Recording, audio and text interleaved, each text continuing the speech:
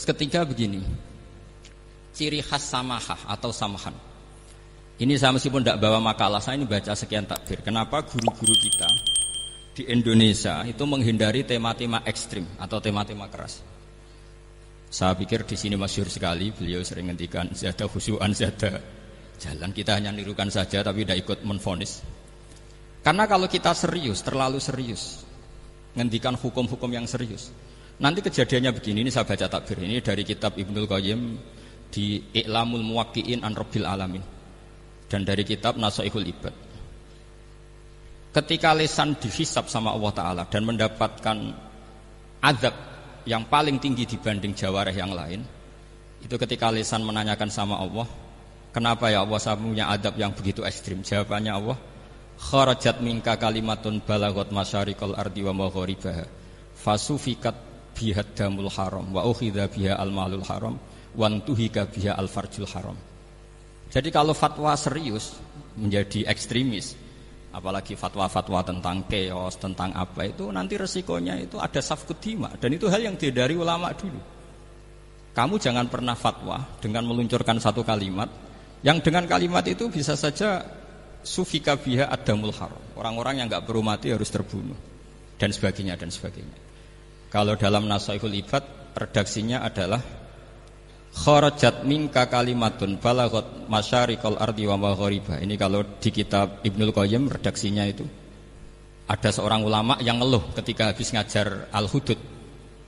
Ha anadza, kata beliau, yuta'allamu minni ma tudrabu bihriqab wa tuta'u bihil furuj wa tu'khadhu bihil huquq.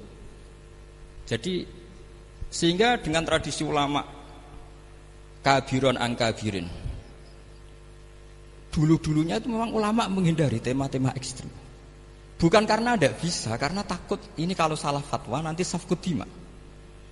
Dan itu yang dilakukan Said Hasan bin Ali ketika beliau konflik, ya dengan tanda kutip konflik dengan Muawiyah. Kata beliau, bisa saja ini hakku rajulin, ya sudah tak kembalikan ke dia.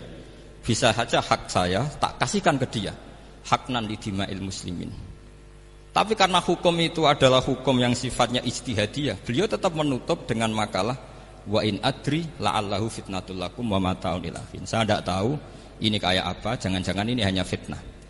Kenapa beliau tetap menutup hukum wa in adri dan kemudian ditiru terus oleh Imam Malik, setiap ditanya sering bilang la adri, sampai yang tanya pernah mangkel. Ini pernah dikutip Gus Najib dalam kitab At-Tajridul Mustafa, juga ada di Al-Manhalul Latif.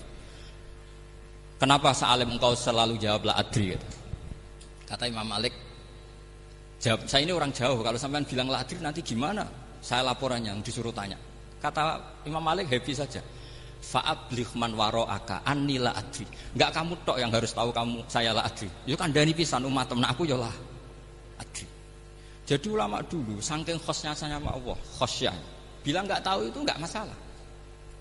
Karena begitulah sanad mereka dalam hal-hal yang ijtihadiyah, yang potensi safkut dima. Saya ulang lagi, yang potensi safkut dima itu milih aman bilang la adri. Sampean kalau nggak percaya dicek di Sahih Muslim atau di kitab-kitab hadis Sahih yang lainnya. Dan ini juga yang dipakai Ibnul Qayyim ketika bikin muqaddimah I'lamul Muwaqqi'in dalam Khotorul Fatwa.